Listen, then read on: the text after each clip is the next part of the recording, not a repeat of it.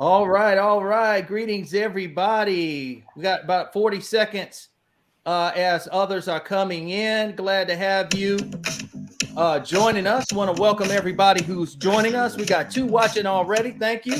I know we're going to have a whole lot more because what we're going to share today is going to be awesome. Awesome. We've got some dynamic presenters here this afternoon. The topic is hot. We've had some live discussions on my Facebook page, and I know we're going to be on YouTube and Facebook today. So, welcome to those who are watching. We've got some credible analysts that are on the line today. It is 3:30, and we're kicking it off. We've got a former military guy here and social worker who could deal with the trauma and issues in life. Pernell is on the line. We've got Scott, who's a religious guru, church leader. We've got a federal officer here who's going to give us an inside look. We got a combat veteran on the line who knows the ins and outs of survivability, and we're going to hit it today, and it's going to be dynamic. Thank you all for joining us. I'm going to plug in, and we're going to tune the music out here in a minute and get the discussion going and get right to the heart of the issue of what is happening in our inner city and what happened in Grand Rapids. So thank you again for joining us, everybody. What happened in Grand Rapids? Let's get right into it. The death of this young man, a Congolese refugee, outraged members of his family and touched off protests in Grand Rapids, Michigan. Here's the deal: we thought that we could actually, get away from what was happening with the police, right? We thought it was over. It's not over. There's a protest right now in Grand Rapids by activists who say it represents the latest example of police violence against young black men. This young man's family is demanding that authorities dismiss the officer who shot him from the force and force criminal charges. They want to apply criminal charges to this police officer. And during the news conference in Detroit, forensic pathologist Mr. Spitz and attorneys for the family said the autopsy found the 26-year-old was shot once and that the police officer held his gun to the back of his head. This was basically an execution. Spitz said he found no signs of a struggle such as scratches or bruises on Loya's body, noting that the only injury was a bullet wound. He also said he did not know the caliber of the bullet that was fired, but that it was a powerful bullet that killed him. Note this: we have to investigate whether this was a class case of driving while black. This is what Attorney Crump said. Was this a case of driving while black, noting that the officer was traveling in the opposite direction? But notice this: last week, police released videos of the incident taken from the dashboard of the police officer's squad car and from the body-worn camera from the neighbor surveillance camera. Now, this is what happened. The police stopped him on the street. He says Loyola stepped out of his car on a rainy street, seemingly confused, and asked, "What did I do?" As the policeman repeatedly asked for the driver's license and ordered him to get back inside his vehicle, Loyola appeared to comply, but then closes the driver's side of the door and attempts to walk away, resisting the officer's attempt to handcuff him. And then following a short foot chase, the two men grapple on the lawn, at one point fighting over the officer's stun gun before Loyola was shot. What do you guys take on this before we get into it real deep? Let's just go around the room. Hollywood Squares. Go ahead, Pernell. So for me, this is just another tragic event. It's definitely traumatic. And for that reason, and there's a whole host of reasons that these events are so powerful. They speak to every Black person. They also speak to every person who loves people, which I think is a whole nother topic. But I purposely made sure that I did not watch this video because, this over traumatization of Black lives being taken at the hands of police, and not to say that they don't happen in other places. Yeah, we're gonna get to that. We want to talk about that. But again, I purposely didn't watch this, and as I read the articles related to the incident, though, there's some it's a lot different when you read something versus when you watch it. Yes. And so you can look at different sources and see different angles as things are written. And one of the things that stuck out to me was the taser was spent. So different tasers, the model that he used only has 2 shots, and both shots were spent, meaning that the taser itself was no longer able to incapacitate anyone. Okay. And so, he still kept yelling for the guy to drop the taser. And it was one of those things where it just seemed, I think about those parodies where somebody's like, man, calm down. You're like, I am calm.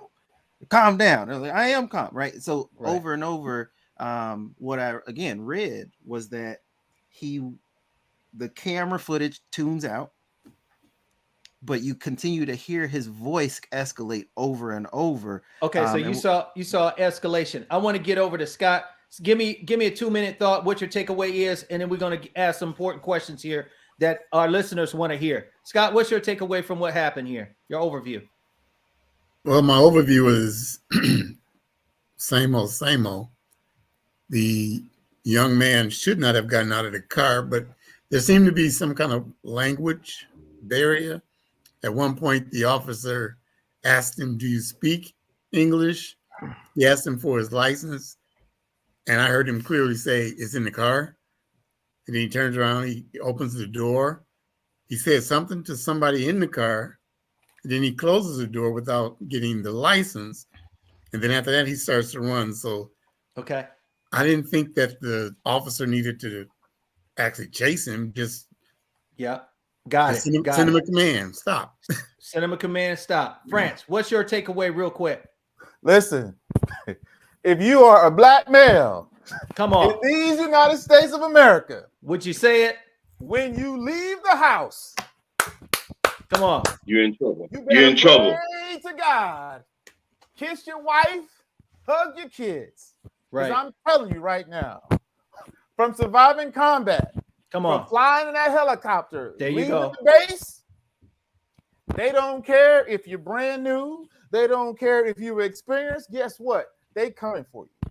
And what I'm telling you is this: from a perspective of a Black man with 2 little girls, we don't know the outcome when we leave. If you're doing the right thing or the wrong thing, it doesn't matter. Yeah. So I'm just going to button this up right here.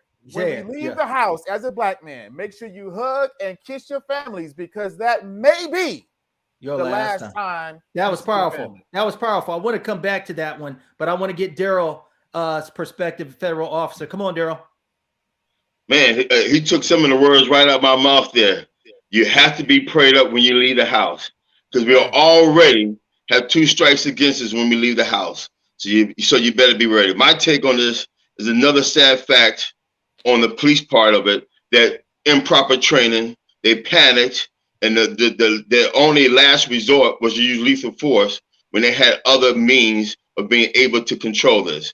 And to me, proper training means confrontational avoidance, meaning talking things out, slowing things down to where you can calm the person down. As professionals, we should be able to de-escalate things. We should have training. We should be disciplined to do those things. And that's all I have on for right now about this situation. Beautiful. I loved everything everybody said. I want to get right into it. I want to just know, after everybody's been shot and killed by the police, as much as we know of what's been going on, why are we still having Black males run away from police, not following orders, and not understanding the dynamic that your life is on the line? I don't care if you're from Africa. I don't care if you're from South America. If you're a person of color, how is it at this time in our history that you don't get it If you're black, if you're brown skinned, when a police officer speaks to you, follow directions. That's rule number one. France, you said something that was very important. When you leave the house, you better be prepared to face any situation. Get your mind right. When I was in Iraq, every time we left the wire, every time we left the base, we had to be prepared for contact. I need somebody to tell me, why are we still having this issue just from a black person's perspective, from a man's perspective, from a person of color's perspective, where we are not following orders, where we're running from police, where we're grappling with guns and whatever else like that? What is going through the mind of the man on the street? Talk to me.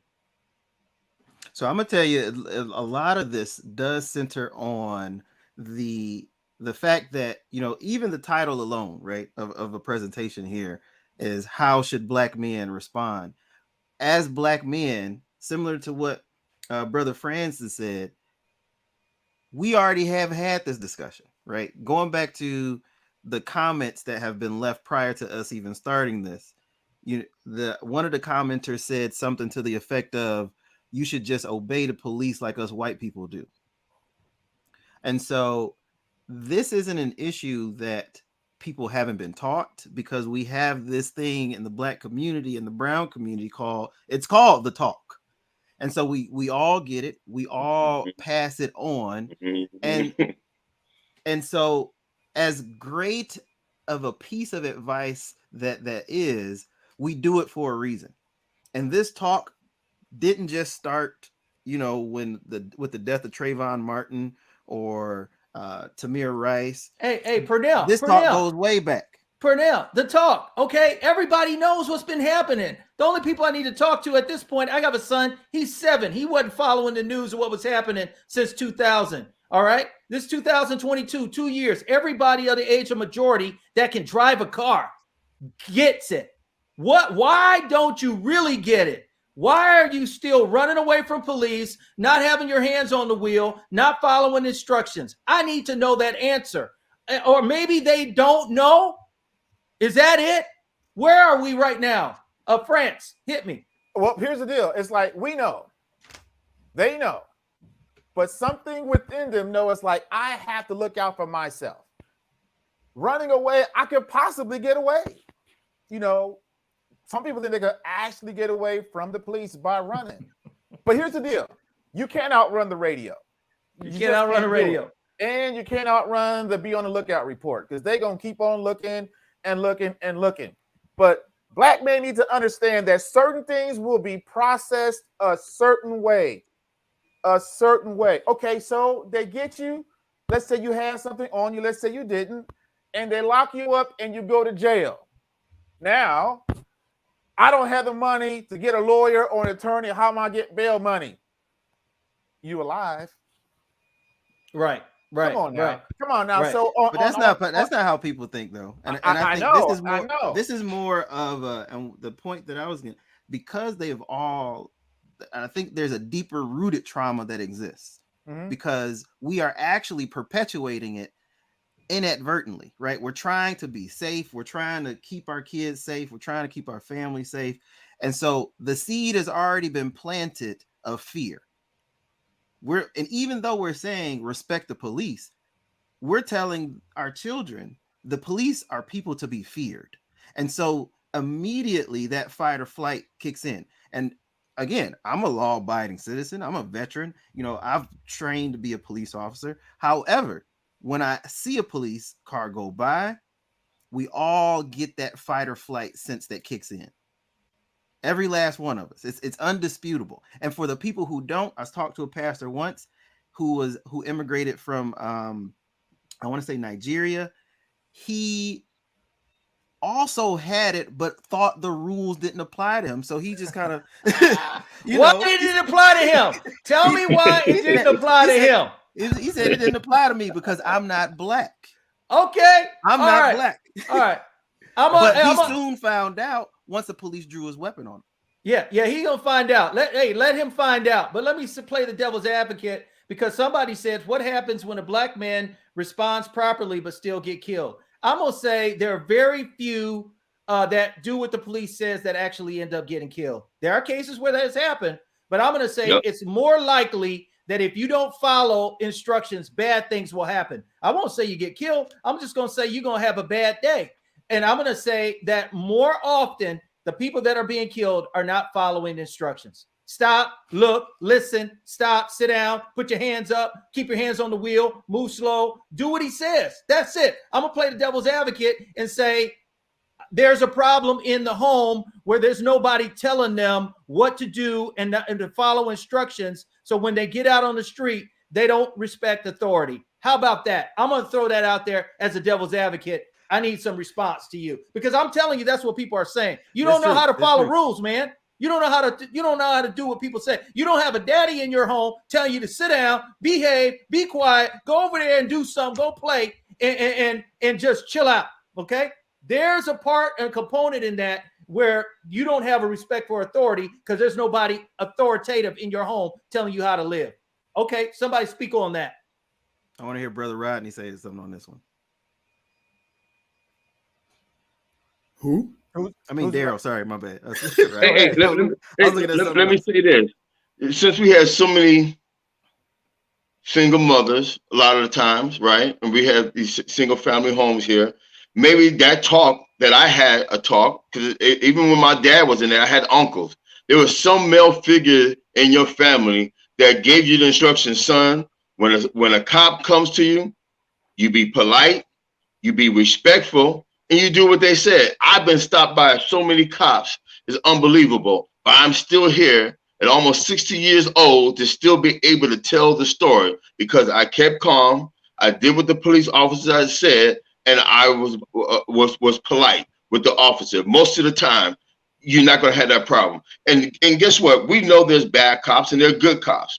I don't like bad cops because bad cops make it bad for the good cops. But because of all the events that's been going on, people are slowly losing respect for these cops that are doing these things. Now, internally, as police officers, right, we do not like bad cops because you're making the good cops look bad. Because at some point or another, I come to the door, I'm being a good cop, and I want to help out. But because the stigmatism, all the events are happening, as soon as I come to the door, people are yelling, they're doing all types of stuff. And I say, ho, we got to get something in order here.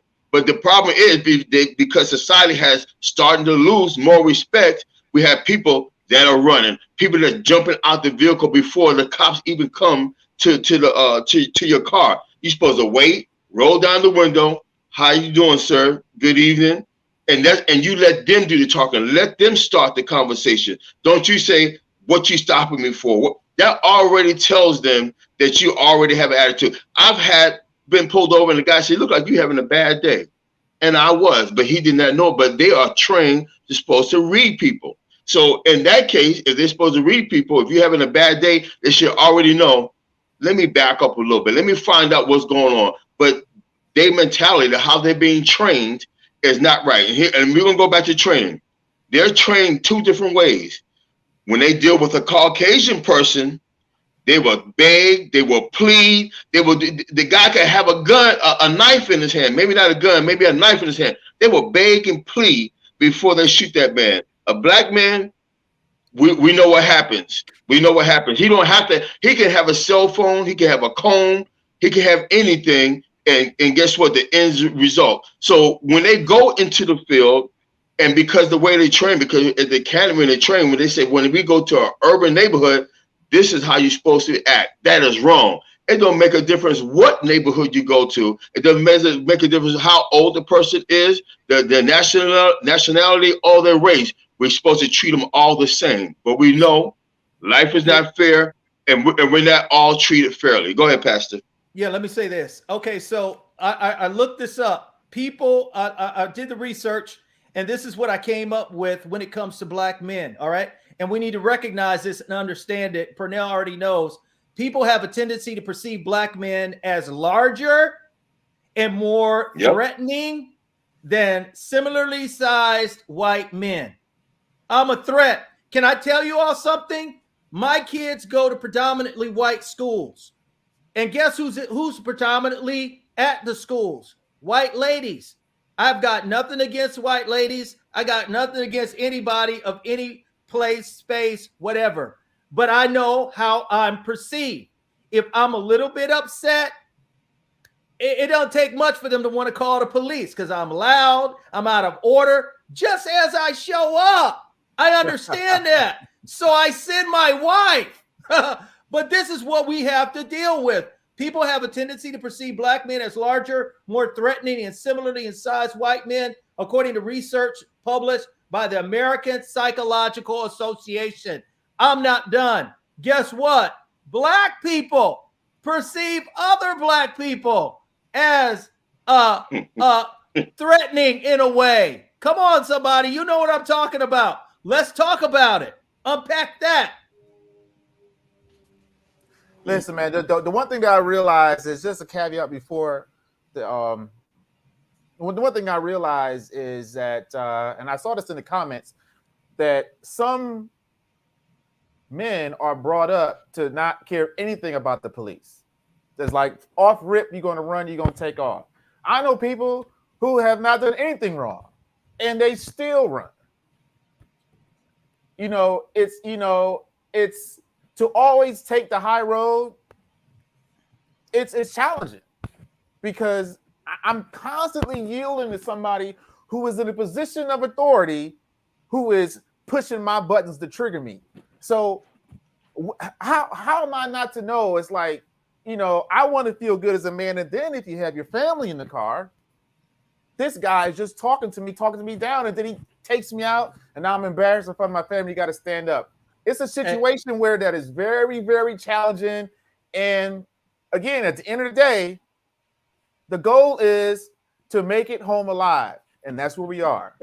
Yeah. Why is it seeming that I'm no longer in combat, but I have to live with the stress and with my adrenaline and my cortisol constantly being raised because I have to be on alert? Just real quick, guys. So I'm a runner. I do a lot of running. Hundreds of miles every single year. And when I run in all black. And my daughter, all black. Night, day, morning, rain, snow, doesn't matter. And my daughters, I got a 10-year-old and a 14-year-old. They say to me, Daddy, why do you run in all black? You need to wear something reflectable. And so I said to them, it's like I run in all black because I expect not to be seen. So if I run with a reflectable vest on, I expect to be seen. And somewhere in my mindset, they will be looking out for my best interest. They will not be looking to hit me while I'm running. I run in all black. I look out for myself. I don't depend on nobody to watch me when I'm out there running. And I'm telling you, if you're a black man, you better look out for yourself. I'm not saying running all black because it can be very dangerous. Let me be clear. I'm not saying running all black. Don't do it. But for me, for running with all these years, it gets my mind right to know that I have to look out for myself every single step. And God has blessed me not to get hit.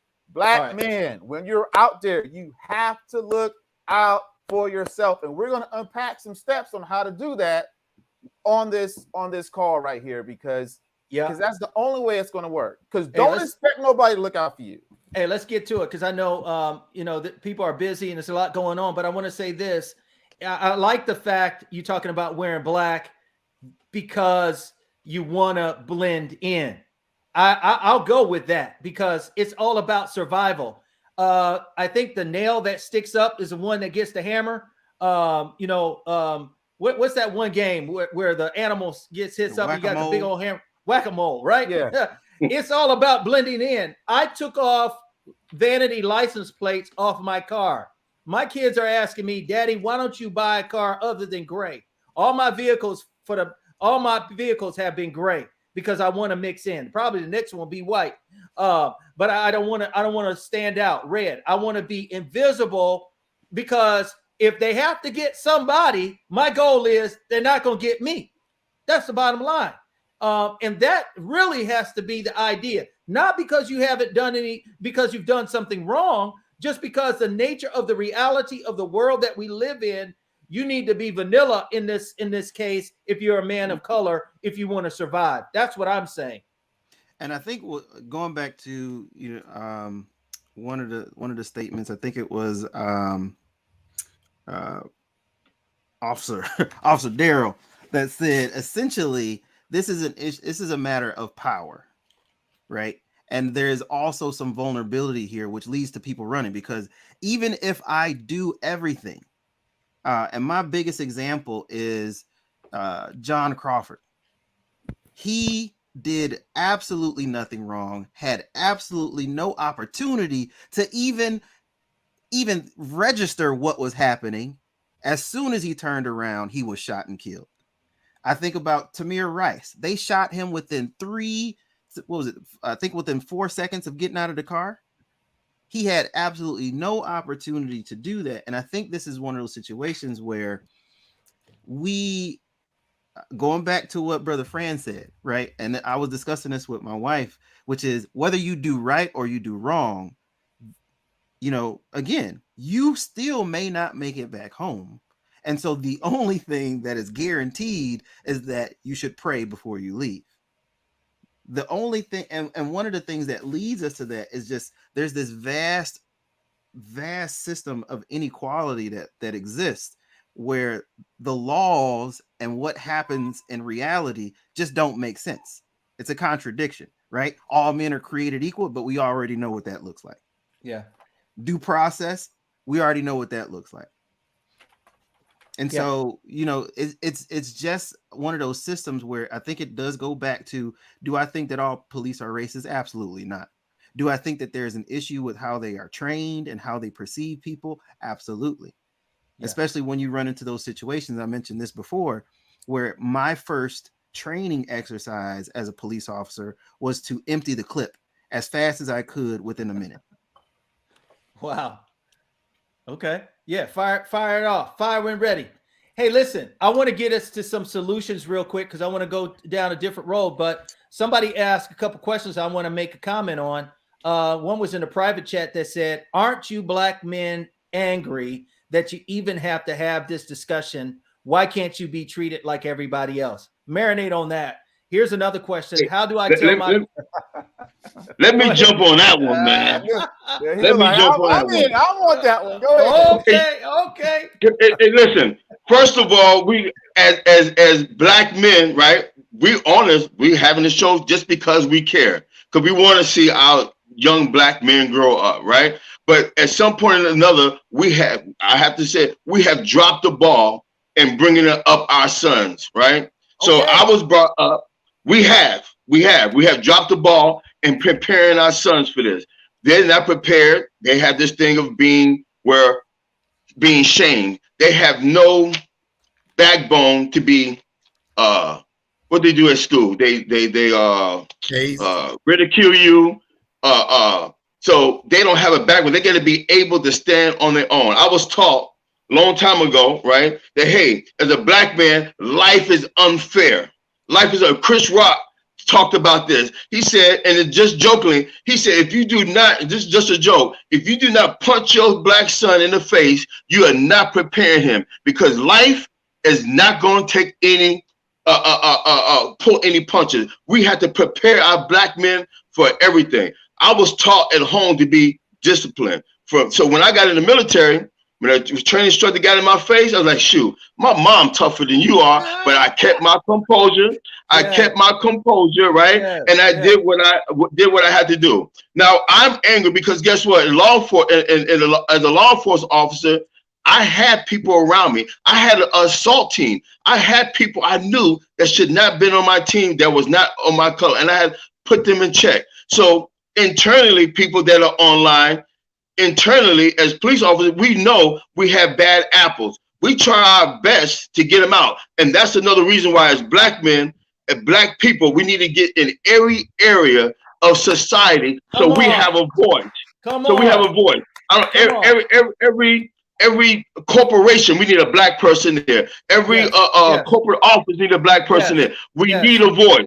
If I'm not there to do those things, guess what? Some of them white officers will be doing anything they wanted. But because I was in charge, I made sure they followed the policies and procedures for interacting with rioters, with all the different things I had to deal with. I made sure. But the problem was internally, but we as black men need to be prepared. So forget about these racist people here. We have to be strong. We have to be disciplined. We have to make smart moves. You have to learn the game of life. And you have to wear, as black men, I hate to say it, we have to wear two hats. We have one we wear in the neighborhood, and then we have one we have to wear at work. And you got to be able to balance those things there. Again, discipline, hard work, dedication, and patience is what black men need right here.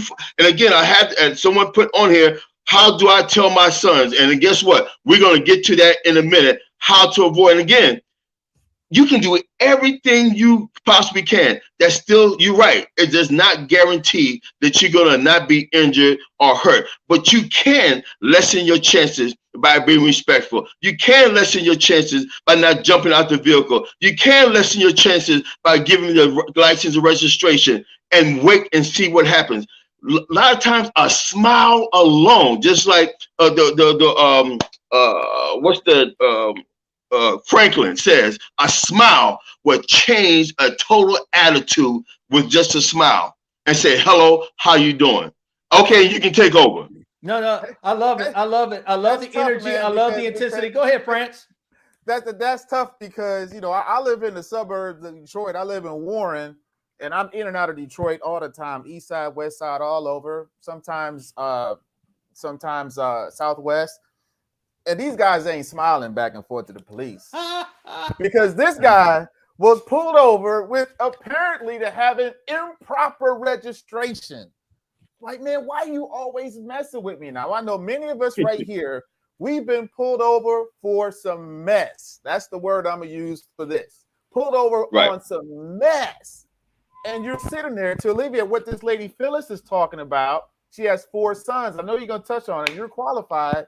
But it's like, I had a long day. I got this and that. I'm battling with the boss, and you pull me over for some mess. What should that person do? You're qualified. Do you have any pointers? I know you're going to touch on it later, but I'm like, why are you messing with me? And then there's the back and forth. What? Because for me, life is not fair. Life is not, back to that. We have to understand that life is not, we're being pulled over because we have rims or a dark car, or we're black with a nice car. Just the fact that we have a car, sometimes we're being pulled over. It's not right, but it is a fact of life. How can we stop this? By all of us getting into different positions in this world, putting a black face everywhere, making sure we're balancing. Diversity is one of the biggest things the federal government is the number one goal, diversity. Because guess what? If I have all white people in there, can they relate to the Hispanics and black? If I have all a black police force, can they relate to Hispanics and Caucasians? No, we have a diversity. So no matter what, someone can step and say, hey, apparently you're not working with him. I'll step in and talk to the Hispanic officer, will talk to a Spanish person to help out.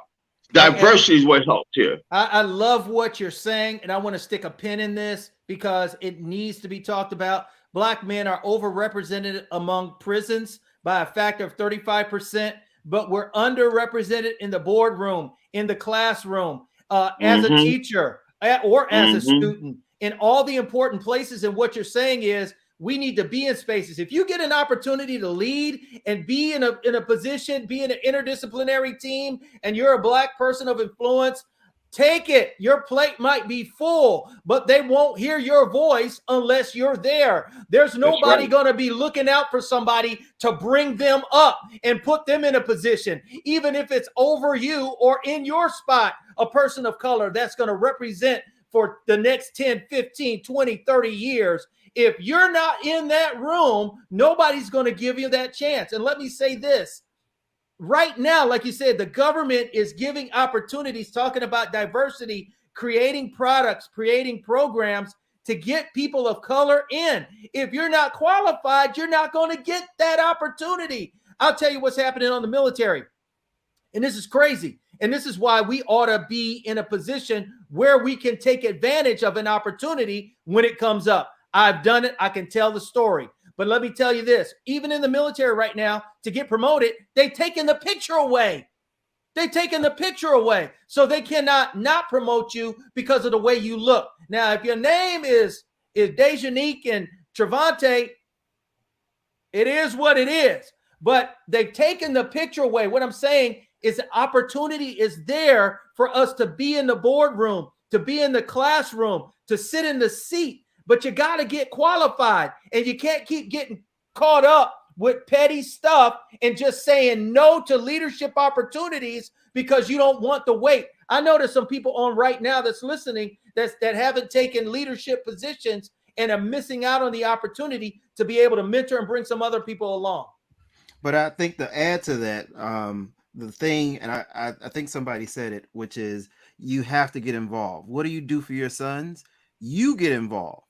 Let them see you get involved. Let them see you participate. Let them see you vote. Because as much as we want to complain about this issue, we can't complain if we're not working toward the solution. I think what they're doing down in Georgia is fantastic. They're mobilizing. Stacey Abrams was able to get almost 1 million people registered to vote. And when you want to see something different, unfortunately, the system isn't fair. But in order to change it, you have to participate. It's just as what everybody else is saying. And so when you're doing these things and exposing your children to something different, exposing them, when I worked in Chicago at the Urban League, I remember taking men and their children on field trips, and we would go 20 blocks north, from the Hundreds down to Navy Pier, and those men had never, not the kids, but the men had never seen Navy Pier. So we have to expose our children to something different. We have to do things differently if we want to see different results. And the biggest thing that's going to make an impact is voting for people that you want to represent you, because the more and I think that's, I was talking to a friend of mine the other day, the far right conservative groups have mastered this model of organization. And so when you look at the courts, like you said, Pastor, there's nothing but predominantly white judges on the benches making the rules, making those judgments. And again, right, we didn't take the time out to look at the ballots and vote our interests. And so therefore, this is what's happening. And this is a result. And so these rules come through. Here's some good numbers for you too, which is, it's not just a black thing, because between 2015 and 2022, over 7,000 people were killed by police. Okay. Period. So as much as people want to say, we are the only people, well, when it happens to a black person, we're accountable for all of it. But these numbers represent all of America. 7,000 people were killed by police. Yeah. I think the issue is how we're treated as a group, and how it's actually portrayed in the media. As I was saying, we're treated different. We look different. We're more threatening. I can tell you what happened, and this is, and after I tell this story, I want you guys to get to your solution on what we need to do, and then I have another question before we close, and that is, I went on a flight to Fort Lauderdale, and I love to be on a flight where I have more leg room, and I like to position myself where I have space. I like to sit on the aisle, so when it's time to land, I can get up and get out. I carry everything on. I'm very efficient with my flying. I upgraded my seat to business class so I can have the room and the space in the aisle. As I was on there, being a military person, I get to get on first. I like to get on first. So I was one of the first 3 people on. Other people began to join later on. I was approached by a white lady who came up to me and says, "Hey, sir, would you like to move from your seat to a middle seat so I can position my children?" She was there with her husband. She was there with her children and a father and a mother. And now, mind you, when I scheduled and I got my seats, there was nobody to the left or the right of me. Nobody on this side or this side. All the seats were empty. So I upgraded to a seat that I paid for in an aisle seat. When I told her I wasn't willing to move, she immediately began to attack me. She began to shame me.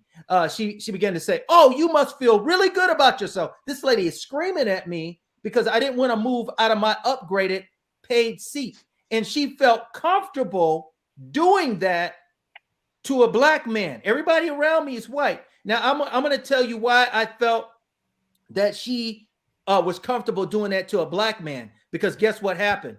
Long story short, I kept my seat and people around me stopped talking to me. But anyway, a black man came and sat across from me in the other seat on the aisle. She sat over there with her kids next to a black man. Watch this. When she had to get up to go to the bathroom, she didn't politely say, "Excuse me." She walked over him like a piece of furniture. When I talk about how we're viewed, how we're respected, how we're treated, I'm a colonel in the Army. I was just talking to a man in front of me. I wear an eagle on my backpack. Okay. I've earned the right to pay for the seat I sat in and deserve to be able to sit there without being harassed by other people. She walked over the man, and then when she came back, she walked over him again as a piece of furniture. We don't just deal with this from police officers. We deal with this as every day just because of the body we're dressed in. What are your solutions for these type of problems? What are the answers that you have for survivability so that we can make it in our society? Obviously, follow the law, do what you're told. Unpack it, and let's get to the last segment before we close today. Let's go around Hollywood Squares. Pernell, then we want to go around the room. Scott, and then Daryl, and then France. Let's go. Yeah, I'm sticking to what I was saying. You know, I think the biggest solution, the thing that we need to do is not just get involved with what's going on with our children, but get involved in our community. We need to understand, and I think this takes more on, for me, I was having this discussion of more of both a mental health issue and a spiritual issue. We are not, this is not our home. You're right. And this, the more and more we get comfortable, the more and more we want, the privileges that are associated with this place. And it just goes to show you that we don't belong here, right? This is more about the issue of sin and how it's dealt with. And I'll tell you, I really thought hard on the comments that came through. And I thought about these terms of service Christians, right? People who just sign up, but they don't read the terms of service, right? And the issue is we need to, God gave us 2 commandments, which is love God and love people. And as we go through this journey, if we're not loving people, and that means us too, right? So going back to getting involved, love the kids in our community, let them see us as men. I love the men college activities that you do, because again, they get to see us and they get to see how we respond. That's an awesome example. Do I get upset and do I flip tables over? All those things, right? Hey, they get to see us. Put a pin in that. Let me just say this. What did I do? What did I do when that lady? Because just what you said, how we respond. You know what I did? I didn't argue back with the lady because I know who I am. First of all, I knew I know who I am. I know who I am. I know I'm a colonel. She don't know I'm a colonel, and I'm not gonna waste my time telling her that. I sat down because when you argue with a goofball, guess what? You look like a goofball too. I didn't do a Mike Tyson on her. She kept hollering at me. I just sat down. I said, "Lord Jesus, help me." Put my earphones on, put my sunglasses on, put my hat down, crossed my arms, and went to sleep in Jesus. Yeah, go ahead. I showed them how it's done, baby. Guess what? I didn't get arrested. Nobody else messed with me. I got off of my flight, landed, got there safely, and made it back home. Finish it, Pernell. Yep. And so with that, again, get involved, educate, not just educate your kids, but educate them on the laws. One of my most prolific stops, police stopped me for almost 2 hours in Berkeley, driving through middle of traffic, no reason for them to stop me whatsoever. When I attempted to ask, after I did follow the rules, gave him my license and registrations, and he came back again to the car, and he had his hand on his weapon. And I'm just like, like, what's going on? Hey, officer, can you tell me what's going on? He immediately got aggressive, called for backup. So now I'm sitting there with 3 cars on, I think it was on Coolidge, sitting there with 3 squad cars behind me. I don't know what's going on. One of the things that I think will help us through this situation, and it was a horrible situation. I ended up having to go to court for it and everything, because he ended up giving me a ticket for because my plate was not a Michigan plate. So he went reaching for it. But what I learned consequently years later is that there are laws going back to due process. If we followed the laws and then also followed up with these infractions that happen, they would do them less, because now we're holding them accountable by their own account. So when I went to court, I made sure that dirty cop tried to make me take a plea. I was like, for what? Again, I didn't do anything. But had I known even more information about the laws and how this works, is that, an unreasonable stop is not a 2-hour stop. Right. And there are things that happen. That's not going to solve all of these problems, because I don't think, when we think about history, so also teach your kids about history.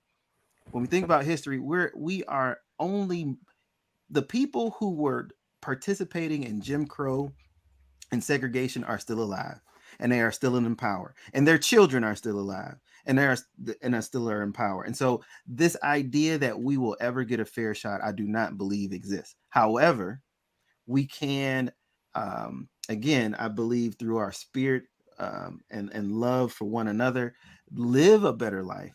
And we do that just by educating ourselves, educating our kids, being part of our communities, and letting people see us in a way that we should be seen, right, by the fruits of our spirit. Amen. All right. I love it. All right, Scott, what do you got, man? What's your solution? Solution? I don't know. There is no guarantee to safety. As Black people, we fought for civil rights. And I tell folk all the time, you cannot legislate acceptance. No. So as a people, we will never be accepted. Like Pernell said, this is not our home.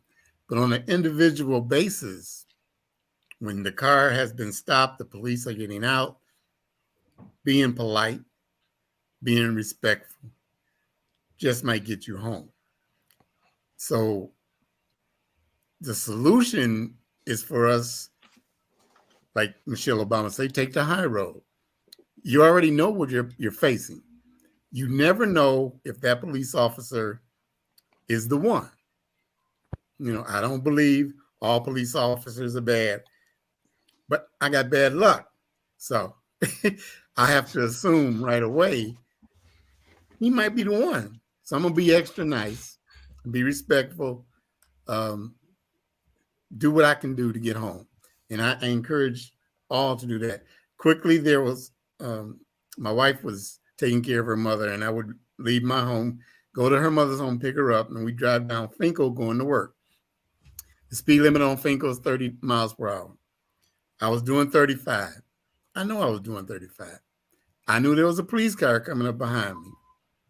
He followed me for a while. We stopped at the light.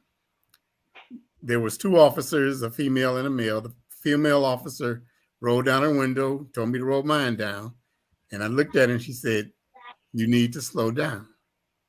I said, "Okay." That should have been it. But the male officer's testosterone started to boil over, and he wasn't satisfied with the result. And so he came into me and just started telling me how fast I was going. And of course, my testosterone wanted to meet his testosterone. And I'm saying, no, I was doing 35. I was not doing 45. And he said, "Oh, well, I know what I saw, and we can pull over and handle this a different way." And I looked at the female officer. By the way, they were both Black. Looked at the female officer and said, "Would you tell him I said okay?" And I don't know if she said anything, but it ended. Basically, it didn't end because I was hot for 2 more days. I was just hot. It stayed with me. Hot. He didn't have to say a word. She had handled it. So I was luckily my wife was with me because I don't know if I would have stopped bantering with him, but she was there. I got to get her to work, you know. So, I mean, if we can maintain our composure, even when we know they are wrong, it goes a long ways in helping us in our situation. You might carry it for a couple of days, but at least you got home. Yeah, I love it. That's wisdom. I like the quote that said, "He who fights and runs away lives to fight another day." And I'm not talking about physically running, but I'm just talking about chilling out, like you were saying. Hey, be respectful, even though they're wrong. Take the licks, you know, go to therapy, and you know, take care of your family. Love it. Hey, Daryl, are you there? Yes, sir. Here we are. Yes. So this is my last thing here. Again, life is, I keep saying, my first comment was life is not fair. We're in the last days. We know nothing is going to get any better. We'll have quiet moments, and we, as Black families, we have to make our own quiet times, as I call them stolen moments, to make our own peace time between ourselves, because we know the world is not getting any better. Again, I want people to know that I haven't always been on the other side. I've had really bad experiences where I had 12 cops with guns on me, and I had a gun on me, and I've still been able, I'm here to tell you the story about that incident. And it was at some point or another, one guy said, if you say one more word, I'm gonna tase you. Another guy was yelling. Now, I got 12 people yell at me at one time. I had to be louder than they are because my position and stuff, I have to be loud. I was able to join them and I said, hey, I don't care what's going on here, but I just need one person to talk to me. I will do anything. My hands are in front of me. Now, I know they just wanted me to twitch and I would have been lit up. But I had my hands in front of me and said, hey, listen, I don't have a problem with anything you want to do with me, but I just need one person to give me orders.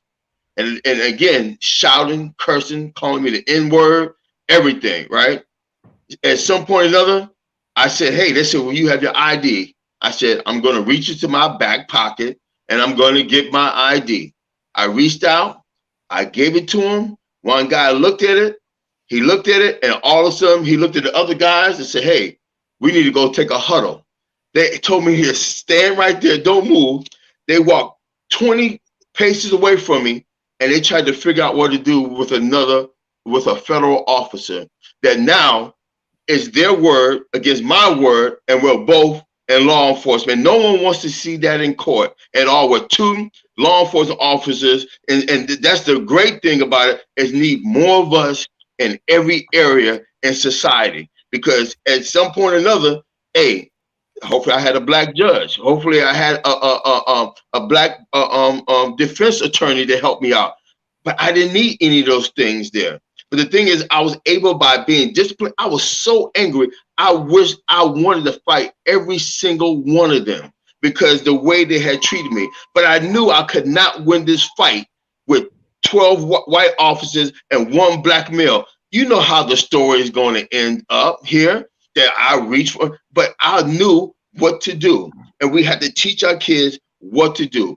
And it's sad that we have to learn de-escalation process of things to do, even though it's on the burden of the police officer. But if it allows us to go home, do what you need to do. But we need to remain quiet.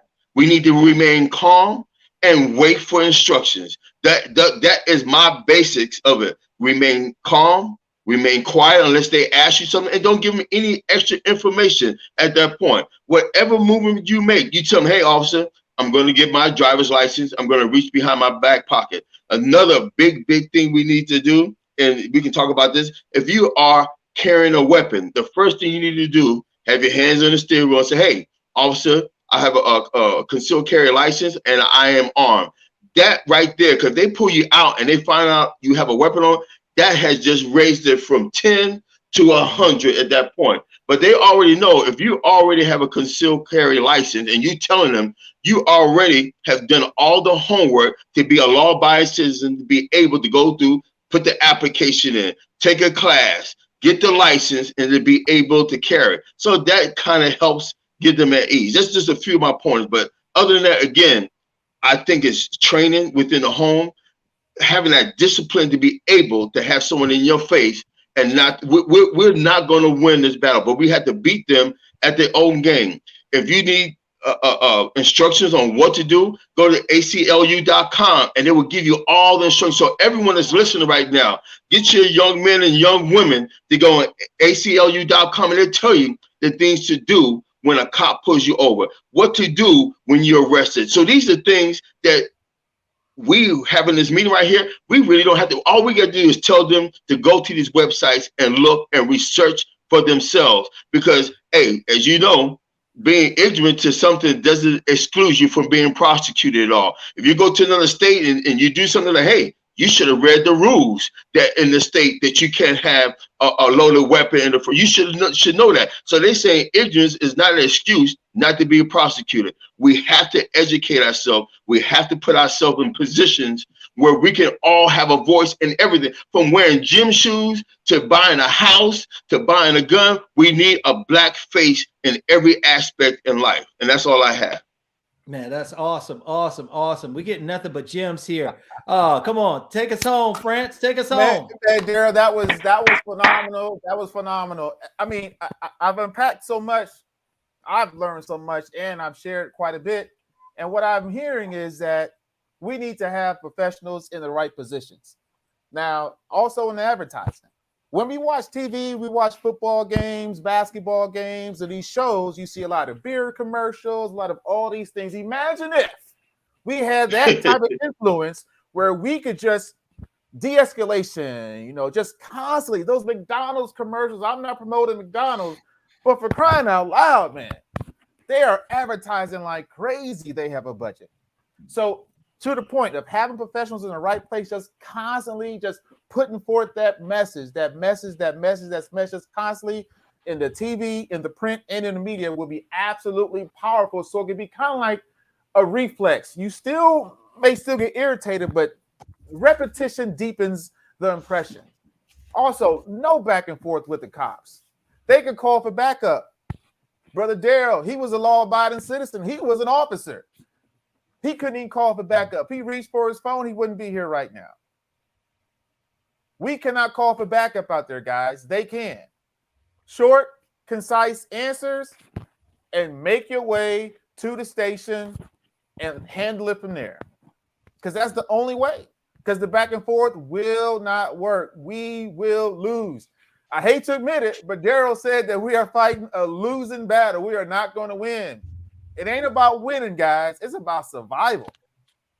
And that's where we're in right now. But just always know this, guys. Psalms 91:11.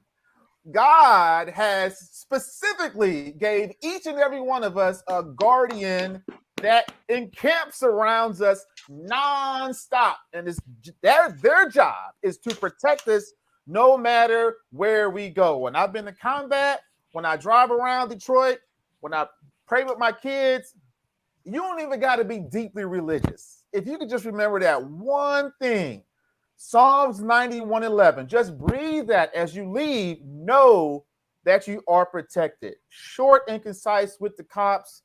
You cannot out-battle them. They could call for like so many resources to get there, and now the situation is escalated, and now you're depending on the professionals to do their job. I'm telling you, short and concise, get to the station. And I wish there was a fund. I'm not sure people know if there is something like this. Maybe, Daryl, you know something about this, because not everybody has the resources to go up against being falsely accused for a misdemeanor of different things. To have that comfort level to know that there is a pot of money or a group of people who will support you in your case going forward. I'm quite sure some units have that out there. But that is also important to know that you are protected. We are one band. We are one fight. We are one family. United we stand, guys. That's the only way we get through this. I love it. I love it. We've had a tremendous time talking today with awesome professionals. Brother Purnell, Brother Scott, Brother Daryl, Brother Franz. You guys shared some gems today. People can go back and look at this, what we had to share. If I can just give my final comments, I've been in the military for 26 years. I've been serving as a chaplain for the same amount of time. But one of the things I learned how to survive certainly is to, like you said, listen to what people are telling you, follow instructions and guidance. But when I was on combat, before we went outside the wire, before we went outside the gate, before we went out to the enemy, no matter what the mission brief was, everybody prayed. I think that we recognize that there is a higher power and a higher authority in our life. And if we first recognize that God is the ultimate authority, there are other people that are also have authority over us, and we ought to listen to that. First, we recognize God as an authority. We can do a whole lot better in our lives when we have relationships with other people. But we prayed, and still to this day, after I got home for 2004 from my first tour, I went on a second tour. I did third and fourth tour. I pray today every morning before I leave the house, asking God to cover me and protect me, because I don't know what enemy is out there. The second thing I do is I check myself. I do a self-check. How am I doing? When I find out how am I doing, I know if I didn't have enough to eat, my sugar level's not right, I might have a tendency to want to get angry quicker than normal. Eat a Twinkie, eat a banana, eat something so your attitude is right. Have some situational awareness, know what's going on around you, and know what's happening with you. So when you confront a frustrating situation, you confront the enemy, you're prepared to react to contact and respond in the proper way so you can get home safely. All the things you guys have said today have been gems. I want us to come back the first weekend in May, and we're going to talk maybe a little bit about this, but I want to talk about this most important topic. I want to talk about sex and the single Christian. We're going to transition to what's happening in the Black community on one level and go to the next topic, sex and the single Christian. Daryl, what do you want to say before we get out of here? One more thing, just to reiterate, of being in key places. I've been in the federal service for 34 years. Here in another year, at the end of this year, I retire, right? 34 years of government service, right? As many times, I was the only Black person in a class of 60 people. And sometimes when they had another Black person, it wasn't really a Black person. It was like, hey, brother. And then he was like, hey, he looked at me crazy. So I was by myself really again. But my point is, no matter what, we had to stay in place. At one point, as being a firearms instructor, right? At one time, it was all nothing but Caucasian instructors, right? And believe it or not, they don't believe Black people should have a gun. But because we have that constitutional right, they have to give it to us. So they do not want us to have guns because they had all the power. Is right now, I stayed in an extra 9 years just so I can put more of my own people in place. So when I leave, because I know once I leave, if I'm up here and I leave, they're not going to let any one of us in there for another 10, 15, 20 years. So people that are out there, my Black people that are out there in these positions, stay there until you get another person in the position to take your place, to give us a face, a position, and a voice wherever we go. That's all I have.